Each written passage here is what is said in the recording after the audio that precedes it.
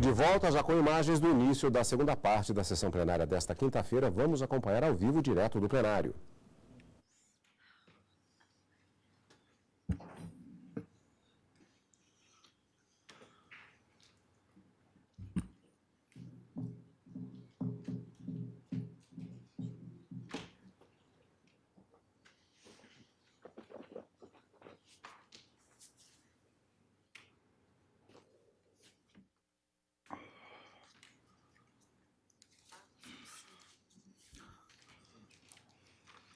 Ministro Gilmar, Vossa Excelência hoje relataria algumas ADIs, mas eu soube que Vossa Excelência recebeu uma petição do Advogado-Geral da União, são os números 2, 3, 4, 5 e 6 da pauta. Sim.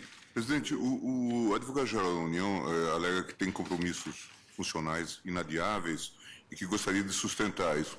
Sugeriu que passássemos para a próxima semana. Pois não, é praxe da Corte, não é admitir um adiamento por uma sessão quando o advogado pede para fazer sustentação oral.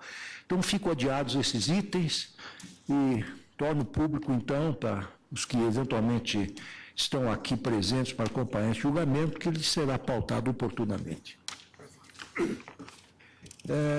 Chamo a julgamento uma repercussão geral agora, de número 724, 347, que procede do Distrito Federal.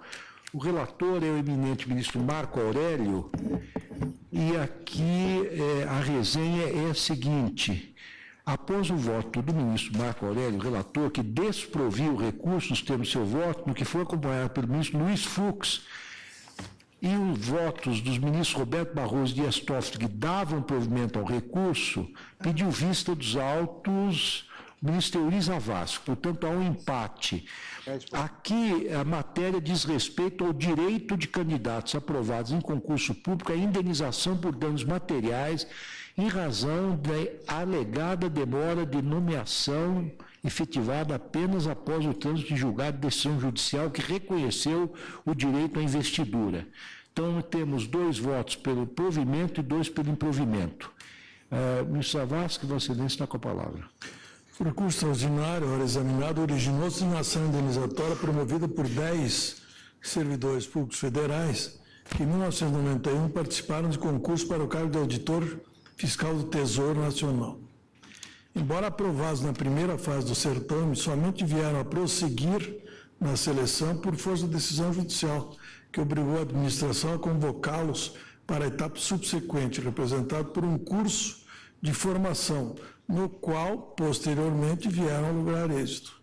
Sustento que o obstáculo criado pela administração pública, a sequência no concurso, os teria compelido a litigar em juízo, atrasando as nomeações e respectivos empossamentos em cerca de 2 anos, período durante o qual se viram injustamente preteridos pela contratação de outros servidores que, embora aprovados em concursos posteriores, entraram em exercício mais cedo. Por essas razões, pedem o reconhecimento do direito a uma indenização correspondente aos valores não pagos nesse intervalo. O Tribunal da Primeira Região julgou procedente o pedido em parte, entendendo que os apelantes, sentença tinha sido de improcedência, os apelantes têm direito à indenização relativamente aos valores das respectivas remunerações no período compreendido entre 13 de junho de 95 até 25 de julho de 97, com os acréscimos, e afastou danos morais. Contra essa decisão, a União veiculou recurso extraordinário, que aponta a infringência ao artigo 37, parágrafo 6º da Constituição. E pelas razões que eu sintetizo aqui, o julgamento do caso foi iniciado na sessão de 23/10/2014, ocasião em que o relator, ministro Marco Aurélio, proferiu o voto pelo desprovimento do recurso. Sua Excelência averbou que a ausência de convocação para a segunda fase teria provocado dano materializado na nomeação e posse tardias, o que geraria direito a uma reparação equivalente aos valores da remuneração que deixaram de ser percebidos, nos termos do artigo 37, parágrafo 6º da Constituição.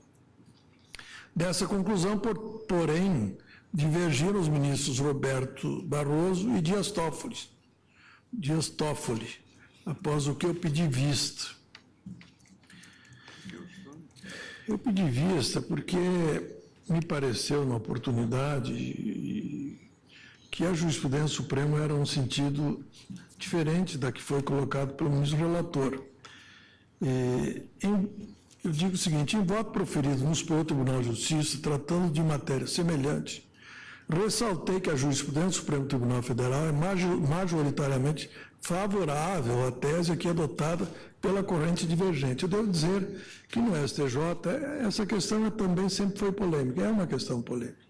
No STJ, num certo momento, vingava a tese de que, em casos assim, se deveria simplesmente pagar a remuneração de um período de atraso durante o curso do processo judicial. Depois, num outro momento, se entendeu, e aliás, uma outra sessão, essa questão era tratada tanto no direito privado quanto no direito público, se entendeu que era devido não a remuneração, mas uma indenização pela perda de chance. Se desenvolveu lá a tese da responsabilidade por perda de chance, então se apurava lá, de acordo com as circunstâncias de cada caso. E essa era uma posição que eu, particularmente, estava adotando. Mas, num julgado que foi levado para a Corte Especial, eu proferi um voto nos seguintes termos: ocorre, porém, que, julgando casos análogos, à luz do preceito do artigo 37, parágrafo 6 da Constituição, o Supremo Tribunal Federal tem entendimento firme no sentido da improcedência do pedido. Os antigos precedentes daquela Corte, que reconheciam ao candidato o direito a perceber indenização pelo valor dos vencimentos, eu citei aqui os precedentes antigos, e que orientaram os precedentes no mesmo sentido do STJ, foram substituídos por inúmeros outros julgados mais recentes no sentido oposto, segundo os quais, entre aspas, nos termos da orientação firmada nessa Corte, eu cito aqui um voto do ministro Joaquim Barbosa, é indevida a indenização pelo tempo que se aguardou solução judicial definitiva sobre a aprovação em concurso público. Fecha aspas. Cito o precedente. Considera-se que a nomeação foi decorrente de sentença judicial. Considera-se que, se a nomeação foi decorrente de sentença judicial, o retardamento não configura preterição ou ato ilegítimo da administração pública a justificar a contrapartida indenizatória. Nesse sentido, dizia eu, há precedentes formados em colegiados e por decisões monocráticas de ambas as turmas do Supremo. E aí eu referi vários precedentes: ministro Marco Aurélio, ministro Maurício Correia, ministro Gilmar Mendes, ministra Carmen Lúcia, ministro Ricardo Lewandowski, ministro Dias Toffoli, ministro Ellen Grace. E concluí, considerando que a responsabilidade civil do Estado é matéria que tem assento constitucional, artigo 37, parágrafo 6º, razão pela qual ganha relevância a supremacia da jurisprudência do Supremo a respeito, voto no sentido de, adotando a orientação daquela Corte, dar provimento aos embargos de divergência para julgar improcedente o pedido. E assim foi o que se decidiu lá no STJ. Eu digo isso porque eu tenho procurado perceber, tenho procurado preservar, como já os colegas devem ter percebido em muitos casos, a jurisprudência do Supremo na medida do possível. Nesse caso específico, eu digo o seguinte: não obstante a enorme dificuldade da jurisprudência, de um modo geral, de dar um tratamento seguro a essa polêmica questão, a orientação adotada em tempos recentes pelo Supremo Tribunal Federal tem substanciosa justificação no plano jurídico e guarda compatibilidade com precedentes formados em situações análogas. De fato, por se ressentir de uma disciplina legal mais exaustiva, a aplicação de concursos públicos tem suscitado um pródigo contencioso judicial. Uma controvérsia em especial tem merecido destaque na crônica jurisprudencial do tema. Trata-se de saber quando a nomeação de um candidato aprovado deixa de constituir uma opção administrativa e se transforma em um direito subjetivo.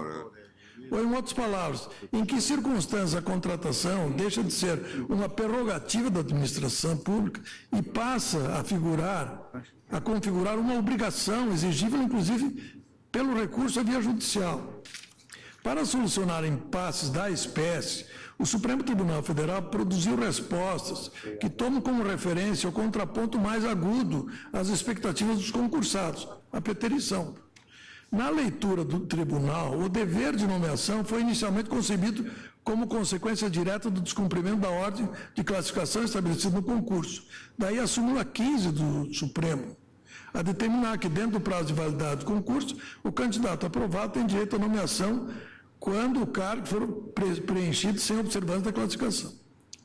O enunciado, produzido antes da Constituição de 88, teve seu sentido assimilado pela ordem constitucional vigente por meio do artigo 37.4, segundo o qual, durante o prazo improrrogável previsto no edital de convocação, aquele aprovado em concurso público de provas de títulos será convocado com prioridade sobre os novos concursados para assumir cargo ou emprego na carreira. Fecha aspas. Interpretando o significado cogente embutido na prioridade de contratação de concursados, a Corte decidiu, por exemplo, que a situação de preterição causada em decorrência de decisão judicial não gera direito à nomeação. Cito os vários precedentes. Decidiu também, os candidatos aprovados, dentro do número de vagas, possuem direito subjetivo à nomeação durante o prazo de validade do concurso, salvo se devidamente comprovados superveniência de situação imprevisível, grave e incontornável, que torne materialmente impossível o cumprimento do dever de investir os aprovados nos cargos. Cito o precedente do Pleno de 2011. E decidiu também a contratação de funcionários em regime precário durante o período de validade do concurso implica preterição dos candidatos aprovados para o exercício das mesmas funções, ainda que eu tenha sido fora do número de vagas oferecidas no edital, eu cito os precedentes. Esse é hoje o tônus normativo da noção constitucional de prioridade, que milita em favor da contratação dos aprovados em concursos públicos. Pode-se dizer que ela impõe uma série de deveres sucessivos à administração, dentre as quais, a. Convocar os aprovados dentro do número de vagas previsto no edital. B. Motivar apropriadamente eventual não convocação. C. Não preterir a ordem de classificação estabelecida após a correção das provas, salvo-se por imposição de determinação judicial. E B. Não empregar expedientes de contratação precários durante o prazo de validade de concurso para a mesma função. Ocorrendo o descumprimento de quaisquer desses deveres implícitos, terão os aprovados uma pretensão legítima a ser exercida contra a administração por meio de ação judicial. E se durante o processamento da demanda não restarem provados fatos distintivos, impeditivos ou modificativos do direito de prioridade, seguir-se-á a nomeação como desfecho natural. Embora esse entendimento esteja solidamente placitado na jurisprudência, a reversão judicial de eventuais violações ao artigo 37.4 da Constituição nem sempre se opera com a celeridade esperada. Isso se deve ao fato de que, como o provimento judicial de nomeação implica uma carga de onerosidade semelhante aos comandos de, entre aspas, liberação de recursos, inclusão em folha de pagamento, reclassificação, equiparação, concessão do aumento de extensão ou vantagens a servidor, fecha aspas, que trata o artigo 2b da Lei 9494, também ele fica submetido ao princípio da prudência judiciária, que, em resguardo ao erário, limita a execução provisória das decisões judiciais. Desse modo, as nomeações têm sido implementadas após o trânsito julgado das decisões judiciais que as tenham assegurado. Quer dizer, hoje nós temos uma lei que impede a execução desse tipo de decisão antes do trânsito julgado. O Supremo já teve a oportunidade de considerar, em regime de controle concentrado, legítima essa lei, esse artigo 2º-B da Lei 9494. O ordinário, portanto, é que durante a certificação judicial do direito de nomeação sejam reservadas as vagas dos postulantes, ficando a execução da posse postergado para o final do processo cognitivo. Isso tem sido proclamado de modo geral pela jurisprudência. Eu cito aqui os vários precedentes, inclusive do STJ. Essa postura de comedimento judiciário, além de prevenir gastos públicos de recuperação muito difícil, em caso de êxito da Fazenda Pública, impede que se consolide situações de fatos cujo desfazimento no futuro poderia assumir contornos traumáticos. Basta lembrar aqui o precedente estabelecido no RE 608-482, da minha relatoria, que nós julgamos em agosto do ano passado, em que o plenário decidiu, em regime de repercussão geral, que a posse determinada por decisão judicial precária não pode ser convalidada apenas em função do transcurso de tempo. O diferimento da eficácia das decisões judiciais em sede de concurso público provoca também um outro efeito secundário, o atraso na nomeação dos postulantes, quando verificada a procedência do direito reclamado. Presente esse desdobramento, cumpre definir se os candidatos que foram obrigados a litigar em juízo contra a entidade que promove concurso público fazem jus ou não uma indenização equivalente ao que poderiam ter recebido pelo desempenho do cargo durante o transcurso do processo judicial. Trata-se de dizer, ao fim e ao cabo, se a reparação pelo tempo transcorrido durante a judicialização do direito à nomeação é mais um dever que submete a administração pública a partir da noção de prioridade de contratação de concursados, previsto no artigo 37.4 da Constituição. A jurisprudência tem concebido soluções heterogêneas para esse dissídio.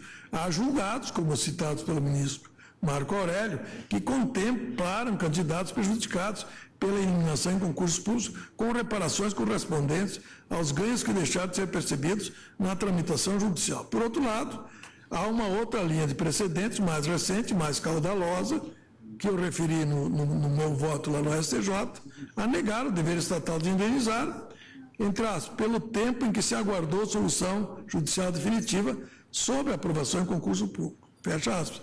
Eu repito aqui, cito os precedentes do Supremo nessa linha. Não se pode deixar de reconhecer em abstrato a possibilidade que determinadas condutas praticadas pelo Estado na aplicação de concurso possam vir a ocasionar danos materiais passíveis de indenização, notadamente nos casos em que a preterição decorra de inequívoca e manifesta ilegitimidade do comportamento da administração, suscetível de identificação sem maiores digressões jurídicas. O ministro Roberto Barroso, no seu voto, ele faz alusão a essa possibilidade de casos em que o comportamento do Estado, a conduta do Estado é realmente manifestamente ilegítima. Não. Todavia, a situação narrada nesses autos não comporta conclusão nesse sentido. O dever de reparação, eventualmente surgido na condição de concursos públicos, não pode alçar todas as hipóteses possíveis de judicialização. Fosse isso verdadeiro, a responsabilidade estatal assumiria elastério desproporcional, tornando os procedimentos seletivos praticamente inadministráveis, já que a impugnação de qualquer aspecto pode provocar, em tese, o adiamento de seu desfecho e, consequentemente, das nomeações. Admitir essa premissa resultaria em considerar possível o nascimento do dever de reparação civil em decorrência de atrasos causados, por exemplo, pela impugnação de cláusulas editalícias de alcance genérico, bem como pelo questionamento de etapas intermediárias da avaliação, uma correção do gabarito de uma determinada questão de prova objetiva. A rigor, nenhuma dessas situações deveria gerar dever estatal de reparação. Isso porque, embora algumas delas possam constituir uma demora qualificável na nomeação do cargo, em nenhuma delas estaria consolidada a situação de aprovação do pressuposto indispensável para a configuração da posição jurídica tida como prioritária pelo artigo 37.4 da Constituição. Não é, portanto, a anulação judicial de qualquer ato administrativo praticado em concurso público que atrairá a incidência pura e simples do artigo 37, parágrafo 6º da Constituição. Somente se pode cogitar da obrigação de indenizar por danos materiais equivalentes ao exercício do cargo quando a impugnação judicial tiver por objeto o próprio direito de nomeação, cuja implementação estiver sendo obstada pela administração mediante o descumprimento de conteúdos mínimos do artigo 37, inciso 4 da Constituição.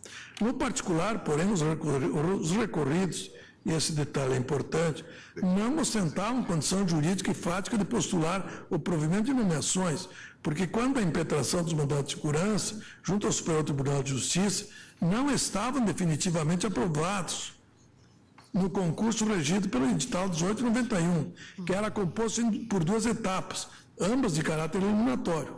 O que se requereu naquela instância foi tão somente o direito de prosseguir no concurso, tendo por base uma interpretação do artigo 56 da Lei 8.541, que deferia essa prerrogativa, uma prerrogativa excepcional ao ministro do Estado da Fazenda. Ora, se a controvérsia judicial antecedente tinha por objeto uma situação jurídica primitiva à nomeação, ou seja, se ao tempo da propositura das ações os recorridos detinham mera expectativa de investidura em cargo, o artigo 37, parágrafo 6º, não constitui base normativa suficiente para justificar em seu favor uma reparação similar ao que teria sido pago pelo exercício do cargo. Assim, embora se possa conjecturar em tese sobre um direito secundário de reparação derivado do descumprimento da positividade irredutível no artigo 37.4 da Constituição, que de resto não pode ser tido como manifesto e fora de qualquer dúvida jurídica, não há fundamento concreto no caso para afirmar esse direito, porque os postulantes ainda não haviam efetivamente sido aprovados no concurso de que participaram. Essa circunstância já basta para determinar o acolhimento do recurso extraordinário da União. Então, seja por uma razão, seja por outra, eu penso que se deve prestigiar a jurisprudência do Supremo Tribunal Federal mais recente a respeito desse tipo de matéria. Eu, acompanhando a divergência, eu dou provimento ao recurso da União. Pois não. Presidente, eu gostaria de fazer Vossa Excelência já votou, mas tem direito à palavra, evidentemente. eu pediria, brevemente, porque eu votei de improviso na sessão anterior. A gente, no plenário, faz algumas apostas, imaginando onde vai a votação, e, no caso, a votação me surpreendeu, e eu votei divergente. E, depois de ter votado, eu fui pesquisar a jurisprudência do Supremo, que, como observou o ministro Theori, é maciça no sentido que eu proferi o meu voto. Eu, quando proferi o meu voto, por isso pedi a palavra, eu fiz uma observação que considero importante, que quando a administração pública proceda de maneira inequivocamente arbitrária, à beira da má-fé ou do erro inexcusável, eu penso que a situação se caracteriza de modo diferente. E aí verifiquei, presidente, que a jurisprudência, de uma maneira geral, nos casos em que acolheu o pedido de indenização, reconheceu a existência de manifesta arbitrariedade do poder público.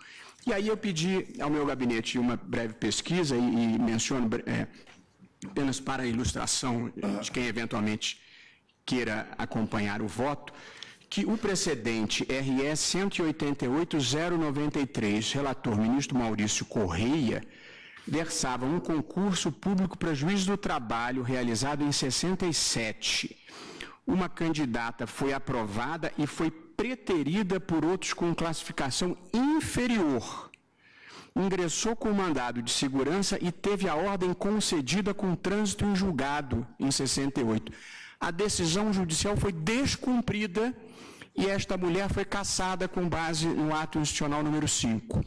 E, portanto, quando terminou o período de suspensão dos direitos políticos dela, ela pediu para ser indenizada por descumprimento de ordem judicial. Essa é uma hipótese diferente. Um outro caso, o RE 247.348, relator o ministro Sepúlveda Pertence, foi, nesse caso, anulada a exclusão de um soldado da PM, que, portanto, já integrava a corporação e foi exonerado sem contraditório nem ampla defesa. E, nesse caso, ele foi reintegrado também com o direito à indenização diante da arbitrariedade. E um terceiro caso, presidente, em que o Supremo deu indenização, também relator o ministro Sepúlveda Pertence, era um concurso para juiz de direito depois do julgamento final do certame, pela qual a candidata foi aprovada dentro das vagas. O Tribunal de Justiça do Rio Grande do Sul reuniu-se administrativamente em sessão secreta e decidiu não nomeá-la em decisão imotivada, como se fazia antigamente. Vossa Excelência bem lembrará, investigação social para saber se era comunista, homossexual e, às vezes, desquitada, e havia esse preconceito contra as mulheres.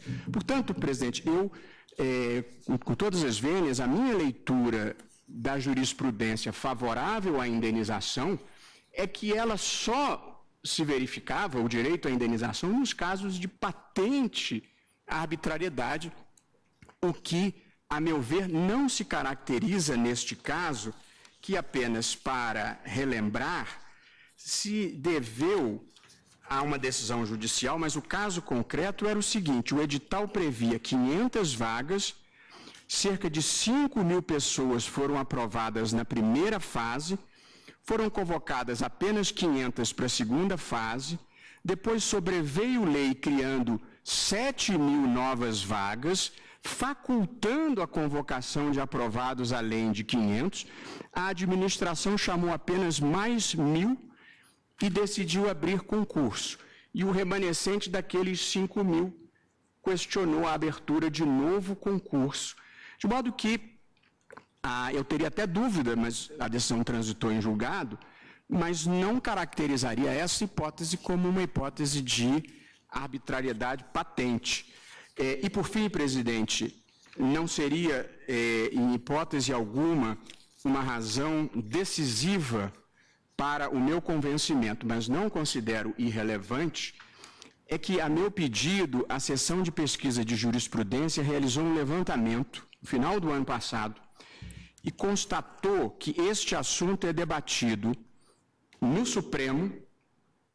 Em relação a ele, existem no Supremo 10 acórdãos e 318 decisões monocráticas no sentido dominante. No STJ, existem 78 acórdãos e 1.714 decisões monocráticas. E nos TRFs, onde eu não tenho como apurar as decisões monocráticas, havia 220 acordos. Portanto, o impacto fiscal de uma decisão como essa não é irrelevante. Embora, eu repita, o impacto fiscal não deve frustrar um direito onde ele patentemente exista. Mas, nesse caso, não tendo havido arbitrariedade e diante desse impacto fiscal, presidente, eu gostaria de reiterar o meu voto trazendo essas informações que considero relevantes. Agradeço a Vossa Excelência. São informações muito ilustrativas. Eu, então, agora colho o voto da ministra Rosa Weber. Senhor presidente, eu, examinando a tese que se encontra submetida à repercussão geral, eu verifico que ela, assim, se encontra posta: saber se os candidatos nomeados e empossados em cargos públicos por força de decisão judicial transitada em julgado têm direito à indenização por danos materiais em decorrência da demora na nomeação. Essa seria a tese sujeita à repercussão geral. Mas, examinando aqui, eu colho... estava fazendo a leitura a partir do próprio parecer do Ministério Público, que, no caso concreto, o que aconteceu? Por força de decisão do Superior Tribunal de Justiça, transitada em julgado, os apelantes foram convocados para a realização da segunda etapa do concurso, através da Portaria 268 de 96 e pelo Edital 64 de 96. E, uma vez aprovados e com a homologação do resultado final por via do Edital 25, de 16 de julho de 97, foram nomeados através da Portaria 344, de 24 de julho de 97, onde ficou expressamente consignado que as nomeações decorreram em face de decisão do STF nos mandados de segurança por eles impetrados. Essa é a ementa do acórdão do Tribunal Regional Federal da Primeira Região, que reformou a sentença que havia sido de improcedência. Em consequência, continua a ementa, a sentença quo deve ser reformada e os apelantes têm direito à indenização relativamente aos valores das respectivas remunerações no período compreendido entre 13 de julho de 95 até a data de 25 de julho de 97, acrescida de juros e correção, etc. Então, agregando esses dados fáticos que já me haviam impressionado, com essas colocações agora, digamos, complementadas pelo ministro Luiz Roberto, que havia aberto a divergência, numa sessão de que eu participei, e ainda com esse norte da própria jurisprudência do Supremo, rememorado pelo ministro Teori Zavascki, eu peço o vênio ao eminente relator, o ministro Luiz Fux, acompanhe a divergência, provejo o recurso extraordinário da União. É como um voto. Agradeço, Vossa Excelência. Um voto, ministra Carmen Lúcia. Senhor presidente, eu tenho a impressão de que eu votei, mas como aqui houve um momento para rememorar alguns aspectos do julgamento, eu só queria destacar que naquela oportunidade, o que nós entendemos, em primeiro lugar, foi que realmente, sem o exercício da função, o servidor não faria jus ao percebimento da remuneração prospectiva. Isso já é uma jurisprudência pacificada. O que nós entendemos é que uma oposição injusta da administração, posteriormente reconhecida pelo judiciário, imporia uma indenização a ser apurável em liquidação. Porque, de uma forma ou de outra, os pronunciamentos judiciais, ao final e ao cabo, eles têm natureza declaratória e eficácia ex tunc. Então, eles caracterizam que houve, já naquela oportunidade, uma oposição injusta a que esses servidores tomassem posse. E isso foi consagrado numa decisão transitada em julgado.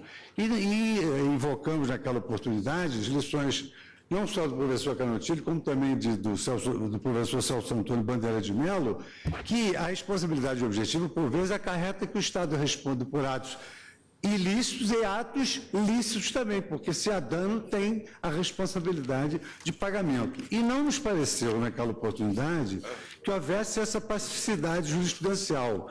Tanto que, na segunda turma, presidida pelo ministro Gilmar Mendes, há um acórdão expresso nesse sentido de que, nos termos da jurisprudência do Supremo Tribunal Federal, de 2011, é cabível a indenização por danos materiais nos casos de demora na nomeação de candidatos aprovados em concursos públicos, quando o óbice imposto pela administração é declarado inconstitucional pelo Poder Judiciário. Então, houve a necessidade de ingresso no Poder Judiciário e o Poder Judiciário reconheceu com eficácia ex tunc que aquela oposição era injusta. Daí o cabimento da responsabilidade civil objetiva. Foi isso que serviu de fundamento para... Vossa Excelência me permite, como relator, apenas quanto ao que é reconhecido pelo Tribunal Regional da Primeira Região.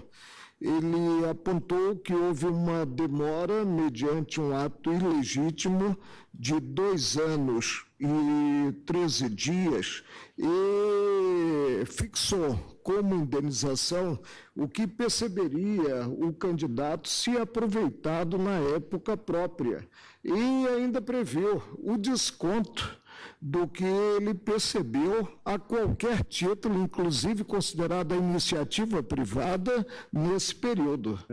Eu creio que, ante o reconhecimento em título judicial transitado em julgado da ilicitude do ato da administração pública, incide o disposto no artigo 37, parágrafo 6º da Constituição Federal.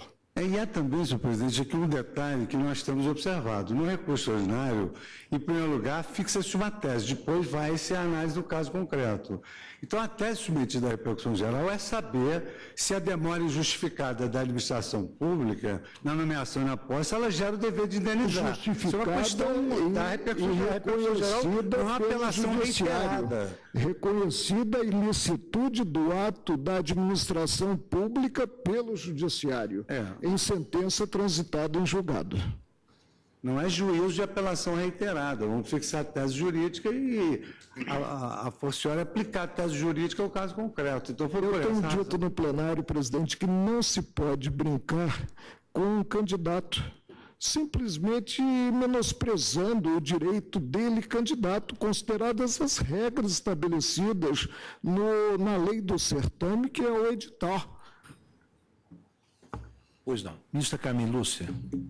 Senhor presidente, eu concordo com a tese que foi agora lida pela ministra Rosa para rememorar, que já tinha constado expressamente tanto do reconhecimento da repercussão geral, quanto do voto do eminente ministro relator, no sentido de que demora injustificada da administração pública para promover nomeações e que conduz esse candidato aprovado a ter de ingressar em juízo para garantir esse direito, pode conduzir ou conduz à indenização como uma forma de, pelo menos, diminuir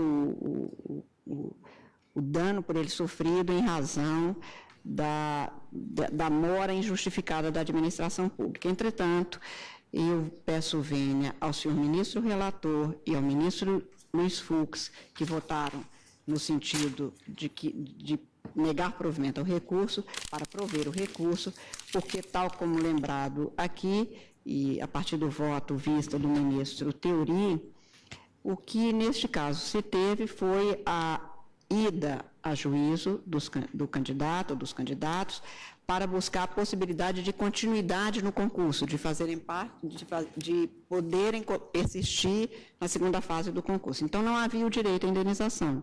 A discussão que foi travada, nestes casos, foi a continuidade no concurso e, portanto, ao final é que houve esse reconhecimento com a sua aprovação e, então... Vossa Excelência me permite... Por favor. Vossa Excelência me permite continuidade após o reconhecimento pela Justiça de que o obstáculo foi um obstáculo ilícito e não conjuntamente com os demais candidatos. Daí o prejuízo que ele teve, porque se não houvesse o ato da administração pública, ele teria passado imediatamente a segunda fase e, aprovado como foi, né, ele teria tomado posse como os demais candidatos que com ele ombrearam. Essa é a problemática. E isso foi declarado pelo Judiciário, sem consequências maiores, não, com consequências maiores. E a consequência maior está em mitigar-se, ante o disposto no 37, parágrafo 6º da Constituição Federal, a responsabilidade por ato, inclusive, de serviço, né, mitigar-se os prejuízos sofridos pelo candidato. Então, pois não. Então, ministra Carmen Lúcia, em face desse dado, nos mandados de segurança que foram impetrados, dão notícia de que assegura-se ao candidato, obedecidas as normas do edital, o direito líquido e certo a participar do concurso e que eles poderiam participar da segunda fase, e tal como agora também reforçado pelo ministro Marco Aurélio. O trânsito em julgado desse mandado de segurança, 3137, 3153 e 3222, transitaram em julgado e o que se tem, portanto, é que os recorridos foram nomeados a partir do trânsito em julgado nessas decisões nos termos da portaria 344 pela União. Essa razão pela qual estou pedindo vênia ao ministro relator e ao ministro Fux, que o acompanhou, porque o transcurso de prazo entre o que foi julgado por nessas decisões com trânsito em julgado, como disse, e o direito de participarem da segunda fase para o cargo de auditor fiscal da Receita Federal e a publicação da portaria, primeira 268 e depois a que determinou a própria nomeação, não me parece que tenha havido óbice por parte da administração justificadora de se poder caracterizar como injustificado o óbice oposto por um tempo. Como afirma o ministro Marco Aurélio, como houve o óbice naquela fase, demorou-se a que eles pudessem terminar o concurso. Vossa Excelência me permite, eu realmente... sou, às vezes, rebelde à jurisprudência do tribunal, mas no meu voto eu citei um precedente um precedente no recurso extraordinário 194.657, em que foi relator, com o voto proferido, vencedor na tese, o ministro Sepúlveda pertence. Quer dizer, eu não estou aqui fechando os olhos a pronunciamentos do tribunal, eu estou homenageando o pronunciamento e há precedente para todos os gostos, o precedente que entendo mais consentâneo com a espécie. Ministro Marco Aurélio, esse precedente que Vossa Excelência registrou, e evidentemente é isso mesmo, foi um caso que, a meu ver, por isso eu mencionei, caracteriza a arbitrariedade patente. Esta senhora mulher, ela foi aprovada no concurso dentro do número de vagas existentes. E depois de ter sido aprovada dentro do número de vagas existentes, em uma reunião secreta, sigilosa, foi vetado o nome dela e não lhe deram posse. Esta é uma situação, a meu ver, de arbitrariedade patente. Foi aprovada e negada. Portanto, o precedente, Vossa Excelência tem toda a razão que está lá, mas ele, a meu ver, confirma a minha tese, a tese da arbitrariedade patente. Contrário ao cidadão. Cabe ou não ao Estado indenizar? A meu ver, cabe ao Estado indenizar. Continua, presidente. Vossa Excelência, portanto... Vossa Excelência, me perdoe. Não, por favor, Vossa Excelência é o relator e até esclareceu a intervenção igual do ministro também, e esclarecem, são muito bem-vindas todas as intervenções. E, portanto, presidente, continuando, neste caso, eu também partilhando de que, quando se caracteriza, a meu ver, a desídia ou óbice injustificado a provocar o dano fora de prazos razoáveis, tenho como acertado o que foi posto também pelos ministros, e hoje no voto vista de uma forma mais clara do ministro. Vossa Excelência, por favor. Me permite mais uma parte, né? Ante a existência de um ato de serviço, a responsabilidade do Estado é objetiva, não é subjetiva. É a distinção feita por Celso Antônio Bandeira de Mello e que eu sigo. Portanto, presidente, eu pedindo vênia ao ministro relator e ao ministro Luiz Fux, eu dou provimento ao recurso acompanhando a divergência por considerar que, neste caso, as decisões judiciais que reconheceram, assim que transitaram em julgado, foram cumpridas, pelo que, a meu ver, não se caracteriza a desídia, mas, tal como o ministro Luiz Roberto Barroso enfatiza, também eu considero que, havendo o que se possa caracterizar, como no exemplo por ele dado, uma desídia que se configure como injustificável, que eu não consigo vislumbrar neste caso, também considero que a situação seria de indenização. Entretanto, neste caso, não considero que as decisões tenham sido descumpridas e que tenha havido óbice injustificável por parte da administração pública.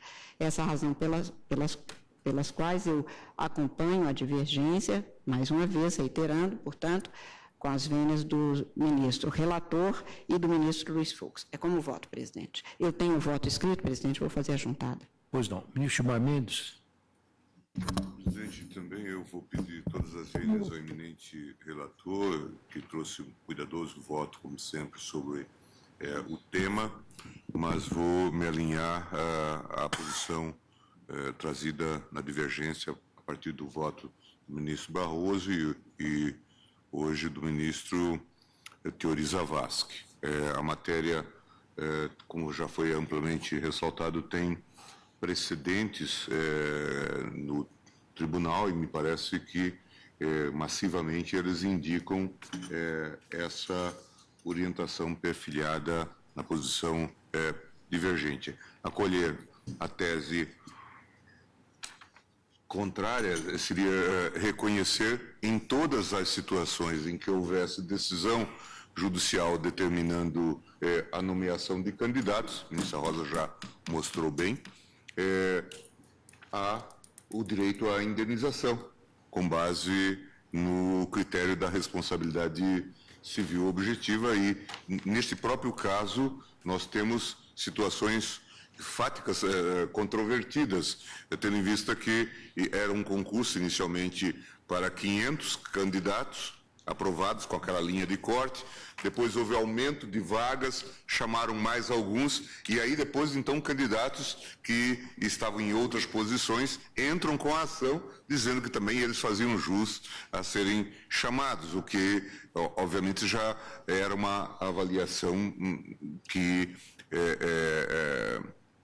descambava para uma avaliação discricionária. Não é? Portanto, os fatos em si mesmos são controvertidos. Tanto é que, entre esses 500, tem pessoas em posições diversas na ordem de classificação, o que acabou gerando também outras ações filhotes, né, para alegar exatamente a incongruência. Portanto, por todas essas razões, e tendo em vista exatamente a amplitude, a latitude das situações que podem se manifestar, tendo em vista as decisões judiciais, e especialmente considerando que nós estamos julgando isto em repercussão geral, esse é mais um cuidado que temos que ter, me parece que é de se encaminhar no sentido do provimento do recurso. Pois não. Ministro Celso Mello. Também, senhor presidente, a jurisprudência do Supremo Tribunal Federal tem ordinariamente reconhecido ser indevida a indenização pelo tempo em que se aguardou solução judicial definitiva sobre eventual aprovação em concurso público. No entanto, tal como aqui já foi dito pelos votos divergentes, se o obstáculo causado pela própria administração pública configurar situação de evidente arbitrariedade ou de inconstitucionalidade, em tal hipótese, haverá direito à ação e pretensão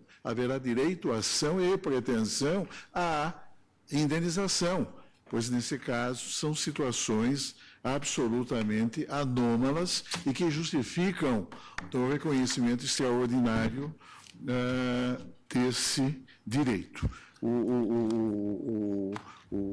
Os próprios, um desses precedentes, inclusive, aquele a que aludiu o eminente ministro Barroso, e referido pelo eminente ministro relator, cuida exatamente de uma dessas situações absolutamente patológicas, envolvendo aquela magistrada que sofreu todos aqueles percalços impostos de maneira evidentemente abusiva e arbitrária e inconstitucional pela pública administração. Então, sobre tal aspecto, senhor presidente, eu, pedindo vênia, eu dou provimento ao presente recurso extraordinário. Eu vou pedir vênia também ao eminente relator e ao eminente ministro Fux, entender também, seguindo até decisões que já proferi, ou mantendo-me coerente com decisões anteriores, minhas, eu entendo que apenas quando há flagrante, evidente ilegalidade ou inconstitucionalidade por parte da administração, é que cabe a aplicação da responsabilidade civil do Estado previsto no artigo 37.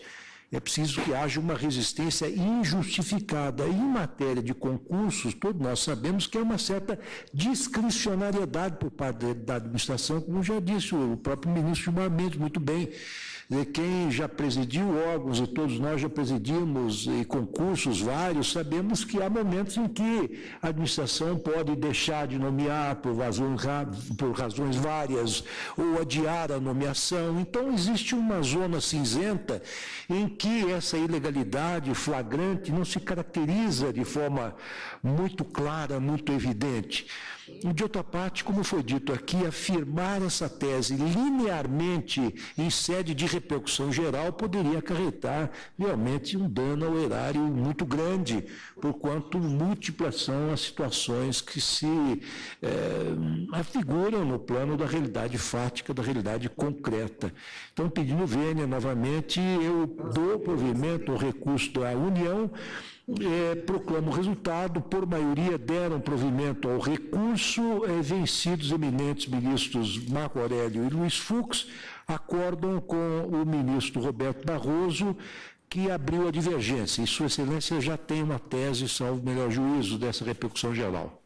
Isso que seria importante, aquela ressalva sobre os atos. Isso, exatamente. Eu estou propondo, presidente, a seguinte tese a ser afirmada em repercussão geral, como exigido pelo Código de Processo Civil. Na hipótese de posse em cargo público determinada por decisão judicial, o servidor não faz jus à indenização, sob fundamento de que deveria ter sido investido em momento anterior, salvo situação de arbitrariedade flagrante.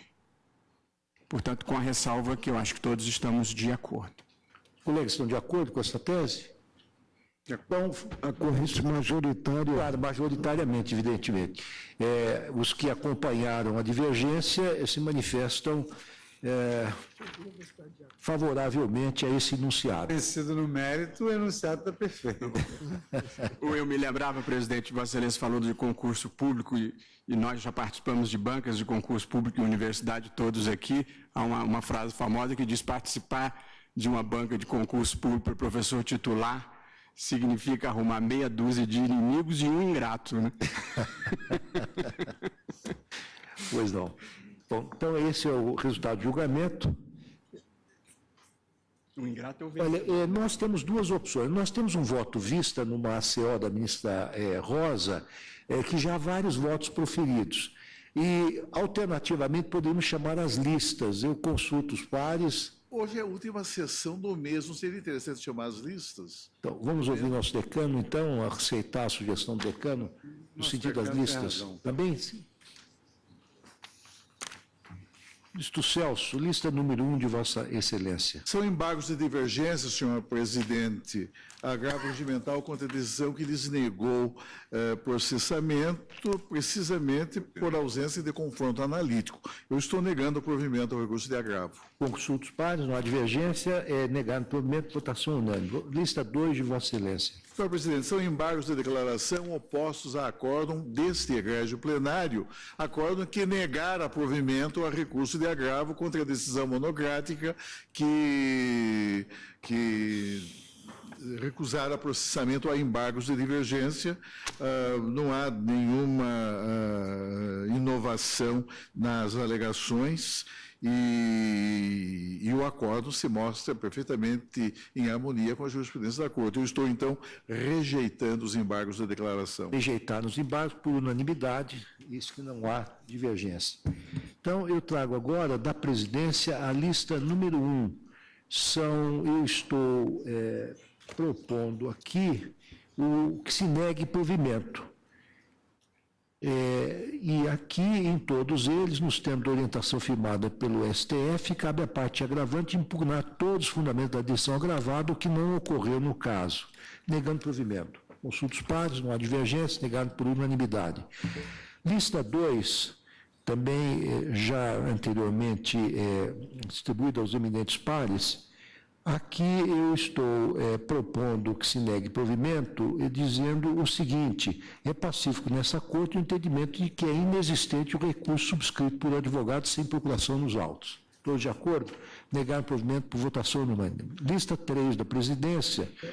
Aqui eu estou propondo que se negue provimento dizendo o seguinte: a competência do Supremo, segundo o artigo 102.3 da Constituição, restringe as causas decididas em única ou última instância, que não é o caso aqui, porque a parte não esgotou as instâncias recursais ordinárias cabíveis.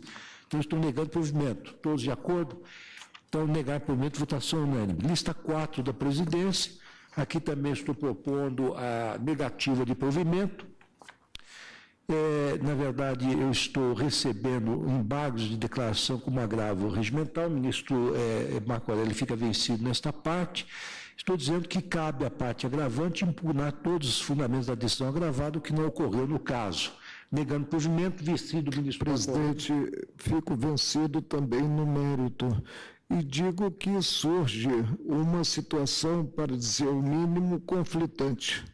A parte interpôs embargos declaratórios. Nós sabemos que o objeto desse recurso é único: integrar ou esclarecer a decisão proferida, afastando omissão, contradição ou obscuridade.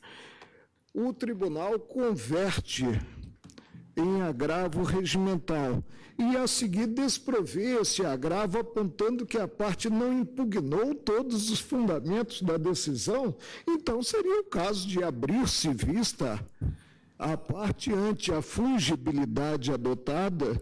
Eu não adoto particularmente, eu continuo convencido de que qualquer decisão, seja de colegiado ou individual, desafia embargos declaratórios, seria o caso de abrir-se vista a parte, para ela, então, ante essa transmudação dos embargos declaratórios em agravo regimental, articular o que entendesse, viesse articular o que entendesse direito.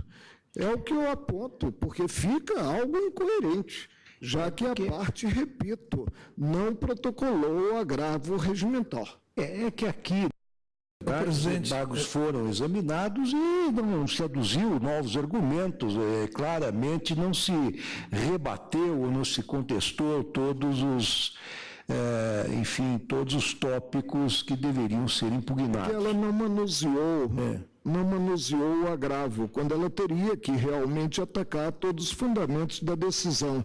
O que ela interpôs foi um recurso específico, muito limitado, embargos declaratórios. Ou então o caso não suscita a conversão. Aí é outra história, simplesmente não se conhece dos embargos declaratórios. Bem, pois não, ministro. Presidente, eu vou pedir vênia a Vossa Excelência também para, nesse caso específico, eu penso que lá na turma eu também suscitei. Vossa Excelência já suscitou essa questão. Realmente, se a parte ajuiza embargos declaratórios e nós conhecemos como agravo regimental, nós depois não podemos deixar de conhecer o agravo regimental, porque ele não atuou como agravo regimental. Me parece que é uma contradição, quer dizer, ou se recebe como, ou se recebe com embargos declaratórios, ou se recebe como agravo regimental, e como tal tem que julgar o mérito do agravo regimental. Então eu vou pedir vênia para acompanhar o ministro Marco Aurélio nessas situações. Então Vossa Excelência conheceriam, ambos conheceriam? Se Vossa Excelência disse que ele não impugnou a decisão, eu acho que não pode conhecer como agravo, porque só tem sentido conhecer embargos declaratórios como agravo se ele impugna. Vossa Excelência está dizendo que ele não impugnou. Bom, faz sentido o que Vossa Excelência diz, também, tem que julgar. Essa tem sido a nossa sistemática, a nossa prática, e teríamos que fazer toda uma ginástica intelectual para alterar o posicionamento da Corte. Mas estamos abertos a estudar e reestudar essa matéria. Esse é um caso muito especial. Eu mantenho o preparo físico, né? Mas não sou ginasta no âmbito do direito. Pois não. Eu sigo a praxe da Corte e, nesse sentido, é que eu fiz alusão à ginástica mental. Eu, então, por maioria, converto os embargos em agravo e nego-lhes provimento. Eu não, digo, o plenário da Corte. Lista número 5. Aqui nós temos embargos de declaração em agravos regimentais. Aqui eu estou dizendo que a ausência de omissão, obscuridade ou contradição, portanto, a ausência dos pressupostos legais, aqueles estabelecidos no artigo 535, 1 e 2 do Código de Processo Civil. Busca-se apenas a rediscussão da matéria e eu estou rejeitando os embargos. Estou de acordo, rejeitado por unanimidade. A lista 6 da presidência e também estou negando provimento. Vossas Excelências já têm em mãos... Presidente, nesse caso eu também peço vênia, né, para prover o recurso, mantendo-me coerente com o pronunciamento quando nós enfrentamos pela vez primeira a matéria. Entendo que a emenda constitucional tem eficácia imediata, mas não eficácia retroativa. O poder, no caso, é derivado, o poder de emenda, por isso provejo o agravo.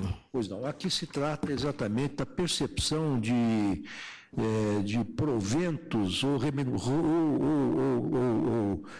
remuneração acima do limite estabelecido no 3711. E quando se trata desse extravasamento, impõe-se, como temos feito, rotineiramente a suspensão das decisões como forma de evitar o efeito multiplicador. Eu, então, estou negando provimento, acho que sou acompanhado pela maioria, com exceção do ministro Marco Aurélio, negou-se provimento por votação majoritária, portanto. Lista 7 da presidência, aqui nós temos também um agravo regimental em suspensão liminar. Digo, não constatado o risco de lesão à ordem e à economia pública, deve ser mantido em indeferimento e suspensão da liminar. Estou negando provimento pelos motivos que alinho. Presidente, eu só queria fazer uma observação neste caso, porque eu tenho entendimento e tenho votado sempre no sentido da impossibilidade de reexame de questões de concurso em substituição à banca examinadora. Entretanto, como este caso, pelo que estudei, tem duas peculiaridades, que seriam a ausência dos pressupostos de cabimento da suspensão de liminar, ausência de ordem e o reconhecimento pela decisão agravada de existência de erro material, eu estou acompanhando Vossa Excelência, mas fazendo a ressalva que eu mantenho o meu entendimento no sentido da impossibilidade de reexame. Pois não. Só chamando a atenção, então, mas acompanhando. Fica assinalada a ressalva de Vossa Excelência. Negar provimento, por maioria, por votação unânime, com a ressalva da ministra Carmen Lúcia, que diz respeito à própria admissibilidade deste recurso. A lista 8, peço escusas por trazer essas listas da presidência, são sempre extensas e numerosas. A lista 8 são agravo regimental em ação rescisória.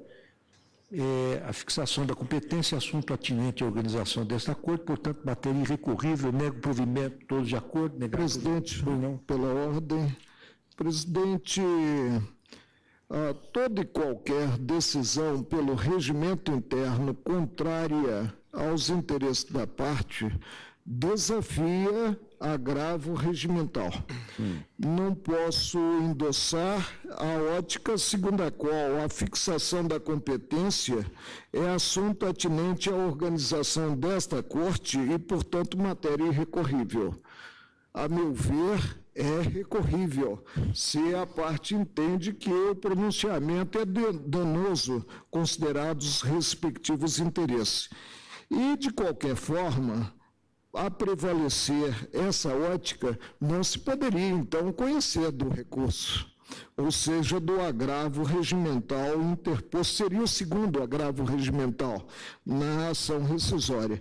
Por isso, peço vênia para prover esse regimental. Pois não.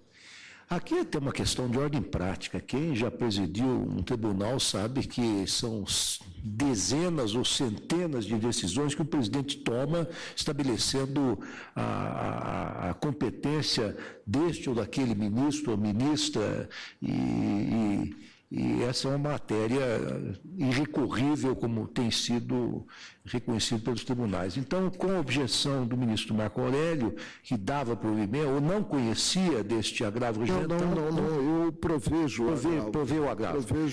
Então, o ministro Marco Aurélio proviu o agravo, os demais negam provimento, portanto, a decisão foi por maioria. Lista 9 da presidência, aqui... é uma situação semelhante àquela, não constatada a lesão, o risco à ordem e economia pública deve ser mantido em interferimento da suspensão da liminar. Estou negando provimento, consulta os pares, negaram por unanimidade. Lista 10, estou negando provimento ao agravo regimental. Suspensão em contra óbice, quando o fundamento nela ventilado já foi objeto de declaração de inexistência e repercussão geral. Então, negar provimento, votação unânime. Lista 11, aqui nós temos agravos regimentais e recurso ordinário com agravo. Agravo regimental, recurso ordinário com agravo. Inexistência de repercussão geral, óbice intransponível ao processamento extraordinário, matéria conhecida, portanto, todos nós, unânime. Estou negando provimento. Todos de acordo, negar provimento, votação unânime. Lista 12, temos aqui embargo de declaração oposta contra decisão monocrática. Converto o agravo em agravo regimental, inexistência de repercussão geral, o ministro Marco Aurélio fica vencido na conversão e, no mais, a decisão contra a negativa de provimento é unânime. Lista 13 da presidência, embargo de declaração em agravos regimentais, recurso ordinário com agravo, ausência dos pressupostos legais, ou do Código de Processo Civil. Eu estou rejeitando os embargos, estou de acordo, rejeitar por unanimidade. A lista número 15. 14 não. 14, será que poderia? 14, né? Estava aqui, a 14 está fora de ordem. Lista 14, aqui nós temos irrecorribilidade da decisão da fixação de competência. O ministro Marco Aurélio se insurge contra esse entendimento. Há dois móveis que me levam a prover o agravo. Em primeiro lugar, entendo que o habeas deve ser apreciado pelo colegiado e não monocraticamente, a não ser que se trate de desistência formalizada por um impetrante, né, técnico na área do direito. O segundo é a problemática da irrecorribilidade da decisão que fixa a competência. Acabei de votar na matéria, por isso provejo o agravo. Pois não. Nenhuma divergência mais. Negar provimento ao agravo por votação majoritária, vencido o ministro Marco Aurélio. Última lista número 15 da presidência. Aqui nós temos questão de ordem no agravo regimental, no agravo de instrumento, número tal, digo, consoante jurisprudência dessa corte, o erro material é passível de correção a qualquer tempo pelo órgão julgador de ofício ou requerimento. Questão de ordem resolvida no sentido de afastar a determinação do processamento do agravo de instrumento como agravo interno perante o tribunal de origem, haja vista a ocorrência de mero erro material. Eu estou aqui também negando provimento, decidindo a questão de ordem nesse sentido, afastando a determinação de processamento do agravo de instrumento como agravo interno perante o tribunal de origem. Presidente, aqui também vou divergir. Não. Eu reservo essa cláusula alusivo ao erro material, a possibilidade de o julgador de ofício rever o pronunciamento a situações especialíssimas, em que não se tenha uma decisão, um pronunciamento de conteúdo decisório. No caso concreto, houve esse pronunciamento e o processo tem partes antagônicas. Incumbia a parte contrária, verificado talvez o equívoco no julgamento em que se transformou o agravo de instrumento em agravo interno, né, a impugnar esse mesmo pronunciamento. Isso não ocorreu. Por isso eu peço vênia para resolver a questão de ordem no sentido de ser mantida a decisão formalizada. Pois não, aqui para aprofundar um pouquinho mais a minha decisão e para que os pares possam melhor decidir, eu digo o seguinte: nos termos da jurisprudência deste tribunal, configura erro grosseiro a interpretação após 19 de 11 de 2009 do agravo previsto no artigo 544 do CPC, contra a decisão do Tribunal de Origem, que nos termos do parágrafo 3º do artigo 543b do CPC, aplica a orientação do STF fixada em processo paradigma de repercussão geral. Definiu-se que para esses casos é inaplicável a remessa dos autos à origem para o processamento do agravo como agravo regimental. Então, isso é que me levou a estabelecer a questão de ordem no sentido que veiculei anteriormente. Então, vencido o ministro Marco Aurélio, a decisão foi no sentido de afastar a determinação de provimento do agravo de instrumento como agravo interno perante o tribunal de origem.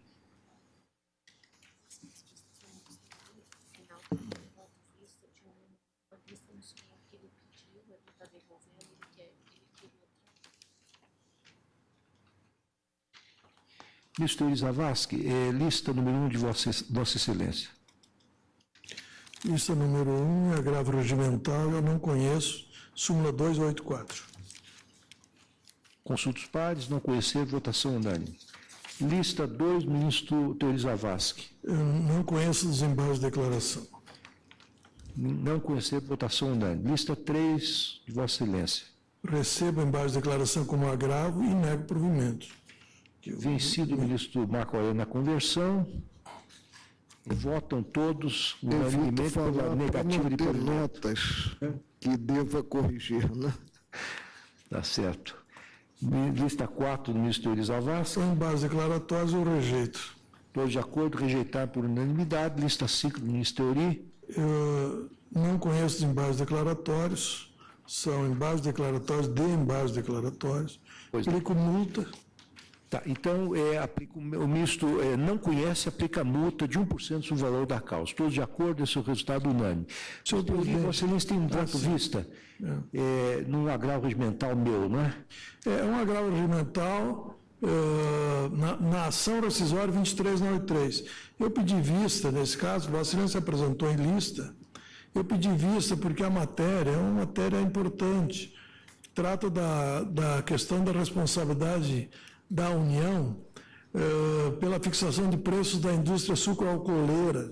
É um assunto muito importante. Econômico, isso, exatamente. Civil. O plenário nunca tratou do assunto, existe um precedente da segunda turma que está sob embaixo declaratório. Eu me lembro desse assunto lá no STF e lá no STJ, que é um assunto que foi, voltou, enfim. Mas, verificando o caso, eu vejo que já está em grau de rescisória e o tema não se comporta, no meu entender, como pensou Vossa Excelência e decidiu. Já não cabe mais aqui discutir isso no âmbito dessa rescisória. Talvez a questão possa voltar uma outra oportunidade. Por isso que eu estou acompanhando Vossa Excelência, também negando provimento ao agravamento. A rescisória, no caso, a rescisória, não, a rescisória é da União.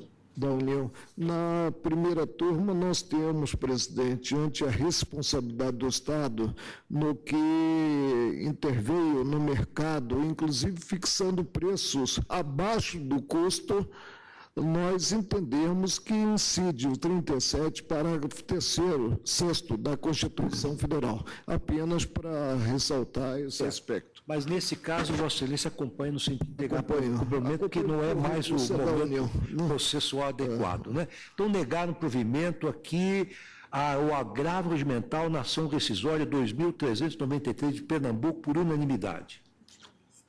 Última lista do ministro Luiz Roberto Barroso. É apenas um caso, presidente, um caso simples, embora ciente da advertência do ministro Marco Aurélio, que nesse plenário nada é simples. Eu estou acompanhando, né? Seguindo seus passos. Mas é uma hipótese de um mandado de injunção impetrados por servidores da Comissão Nacional de Energia Nuclear, que postula o recebimento de uma remuneração extraordinária por atuarem em regime de sobreaviso. Ele não seria petroleiro, não, porque é a legislação específica. Né? Não há nenhuma norma constitucional que assegure esse direito, portanto, não há nenhuma omissão legislativa, de modo que eu estou... Em que esse enquadramento hoje em dia como petroleiro é meio controverso. Eu estou, portanto, presidente, negando o provimento ao agravo regimental. Todos de acordo? Negaram por meio de votação unânime. Declaro encerrada a sessão, agradecendo a presença de todos.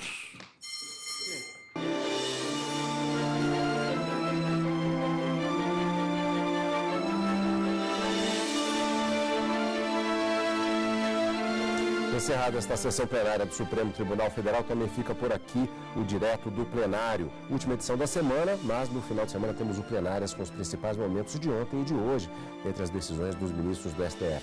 Cobertura completa da sessão de hoje, logo mais no Jornal da Justiça, segunda edição. Obrigado pela companhia e continue conosco na TV Justiça.